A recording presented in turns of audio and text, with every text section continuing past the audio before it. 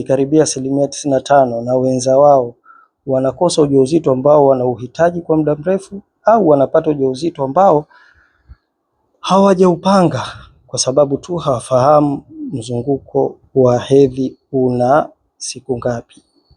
Kwa nini? Kwa sababu kufahamu urefu wa mzunguko wako wa hedhi ndio kitu cha msingi kuweza kufahamu siku za hatari, kwa sababu unabadilika, siku za hatari zinabadilika kulingana na mzunguko wa hedhi. Kwa hiyo ukitaka kufahamu kwa kutumia uzazi smart ni rahisi sana.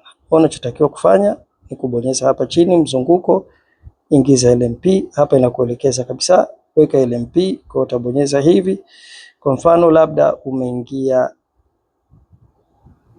hii ya mwisho uliingia tarehe 1 mwezi wa 3, ya pili ukaingia mwezi wa pili labda tarehe 3, na ya tatu ulianza tarehe 2 mwezi wa kwanza. Ukiweka hivi moja kwa moja inakupa mzunguko wako ni siku 29, lakini save hapa.